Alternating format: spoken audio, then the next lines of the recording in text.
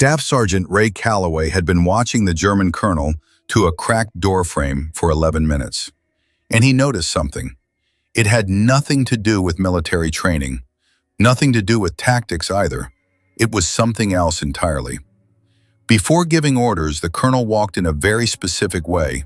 Short steps, weight always on the back foot, and every single time, he turned left. Calloway had seen this pattern before, hundreds of times, in a boxing gym on the south side of Chicago. Hold on for a second. I want to ask you something. Have you ever watched someone and just knew what they were about to do before they did it? Maybe a friend, maybe someone at work. That feeling, watch, he's going to do exactly this. And then they do it. Ray Calloway could do that at a professional level, but he didn't learn it in the Army. Ray Calloway grew up on the south side of Chicago, born in 1913.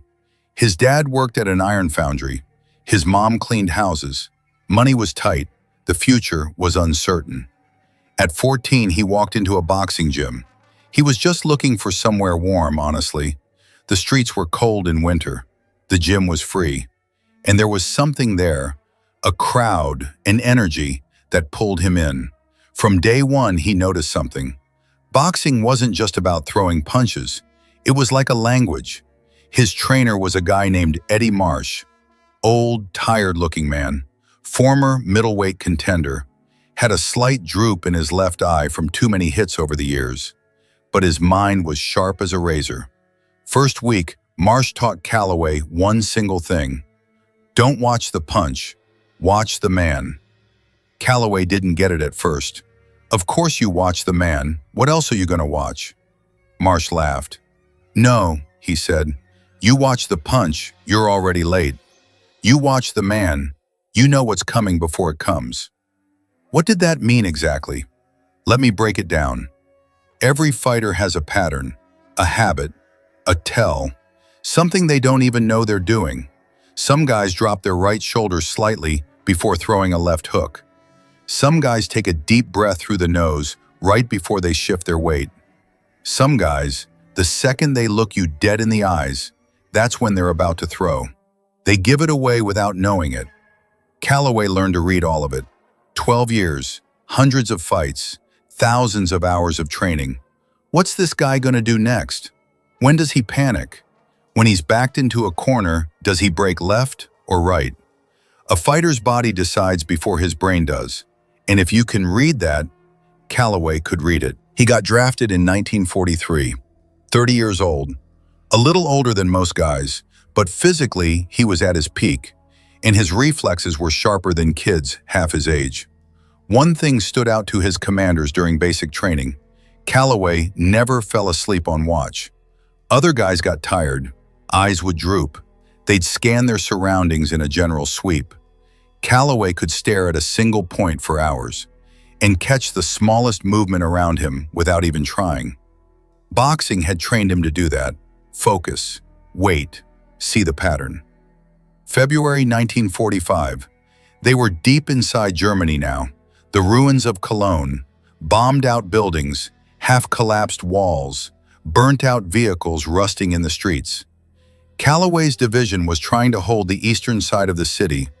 The Germans were pulling back, but in an organized way, tactical, like there was a plan, and there was. March 7th, 1945, 11:43 p.m. Calloway had been sent forward on a recon mission. Small team, 4 men, moving through the wreckage of an apartment block. Then they heard voices, German voices. Calloway signaled his team, stop, quiet, hold. He looked through the crack in the door. A wide room. 6 German officers hunched over a table covered in maps, talking low, arguing with each other. And in the middle of all of it, the colonel. Calloway started watching him. A few minutes passed, then a few more. 11 minutes, and then he saw it. The colonel was pointing at something on the map and shifted his weight to his back foot. Short step, turn left. Something clicked inside Calloway. He knew this man. Not this specific man, but this pattern, this movement, this behavior. It was identical to a fighter backed into a corner. Have you ever watched a fighter get backed into a corner? Something interesting happens. The moment that looks the most dangerous is actually the weakest moment. Because a fighter in a corner only has two options. He either goes full defense or he throws a desperate escape move. And that escape always goes the same direction. Because under pressure, the body falls back on habit, not training, instinct. The movement the body makes before the brain catches up. This colonel was backed into a corner, and Calloway knew exactly what he was going to do. He pulled back and found his team, reported to his commanding officer. But he didn't just say, "Germans are here, 6 officers." He grabbed a piece of paper, wrote down 6 names, 6 locations, 6 predictions, when each one would move and where. His CO, Captain Harkins, looked at the paper, then looked at Calloway. "What is this?" he said. Calloway explained. "Boxing, pattern reading, the colonel's movements, the backed into a corner theory." Harkins was quiet for a long time. "Calloway," he finally said, "that is the craziest thing I've ever heard." Calloway nodded. "Yes, sir," he said, "but keep that paper." Harkins kept it, because honestly, what other choice did he have? No intel, no air support, infantry pushing street by street. That piece of paper was at least something. March 8th, 1945, 9:15 in the morning, meeting at division headquarters. Everyone was talking about the Germans probably making a breakout attempt that night. But where? Which direction? How many men? Harkins put Calloway's paper on the table. Colonel Whitfield read it again. "Who is this guy?" he said. Harkins explained. Whitfield laughed, actually laughed, for a while. "Boxing?" he said. "He's connecting German officers to boxing?" "Sir," said Harkins, "yes, but it might be worth hearing out." Whitfield pushed the paper back. "That's ridiculous," he said. "Boxing and warfare are completely different things." Calloway was standing quietly in that room. He didn't say a word, because boxing had taught him that too. Sometimes the best move is no move at all. You wait, let the other guy make the mistake, and then you talk. That night, Calloway didn't sleep. He worked through his predictions, studied the map, ran the colonel's movements through his head over and over again. How would a fighter think in this position? 6 officers. They'd use different routes. They'd stagger their timing. Would the leaders go first or last? No, backed into a corner, fighters don't lead. They push the guys who can't think for themselves out front. They test the water, find the safest path, and then they move. Calloway updated his paper. March 9th, 1945, 2:17 a.m. 6 German officers began moving through the ruins of Cologne toward American lines. They had chosen 4 separate routes. They had staggered their departure times by 11 minutes each. 3 days of planning, careful preparation, a nearly perfect escape. Nearly, because Calloway's paper, the 6 names, 6 locations, 6 predicted times, 5 were dead-on accurate. 1 was off by 9 minutes. American forces were waiting at every single route. 4 officers were captured, 2 were taken out, but that wasn't even the most important part. The documents found on the captured officers contained the complete German defense plan for the entire Cologne line. 2 weeks later, Cologne fell. Back at division headquarters, Whitfield turned to Harkins. "Get that kid in here," he said. Calloway came in. Whitfield looked at him for a long moment. "Boxing?" he said. "Yes, sir." "How many years?" 12 years. Whitfield nodded slowly. "All right," he said. "I need to ask you something. Is this repeatable? Or was this just luck?" Calloway thought about it. "It wasn't luck. But how do you explain it?" He said this. "Sir, every fighter has a pattern, one they don't know they have. It shows up under pressure. Training can slow it down, but it can't erase it. Just delays it.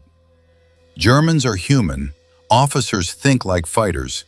When they're backed into a corner, they do the same thing. They fall back on habit. I just read the habit. Whitfield didn't respond. Then he turned and walked out of the room. Next day, Calloway had a new assignment, Intelligence Unit. His job? Assess captured German officers. Not word by word, movement by movement, behavior by behavior. His method was simple. Didn't matter if the officer talked or stayed silent. Calloway just watched. Where are the hands? Where do the eyes go? Which question makes the weight shift? Then he wrote his report.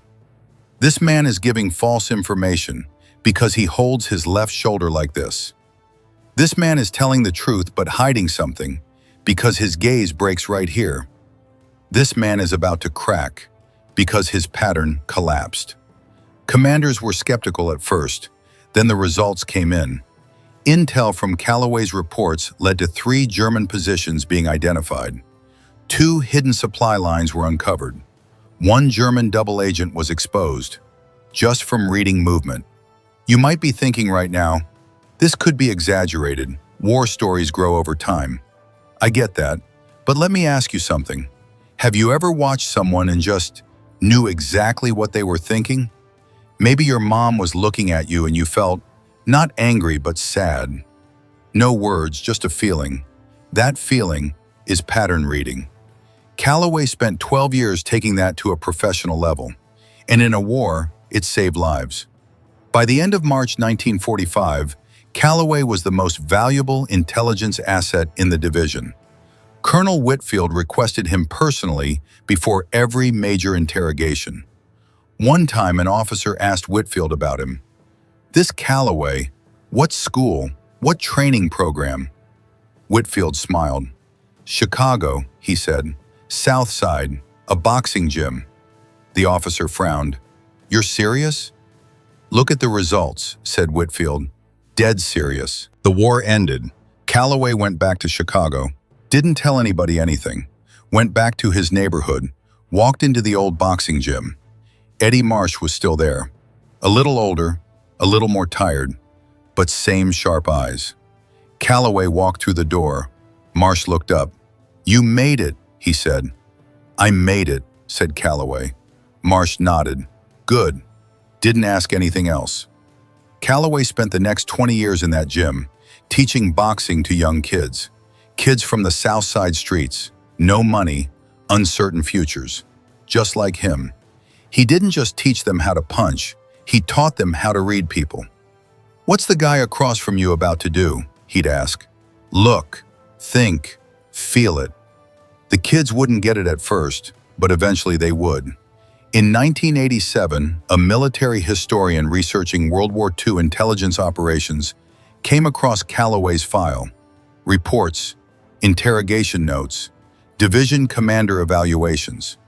The historian tried to find Calloway, but Calloway had died in 1981, 78 years old. Chicago, quietly.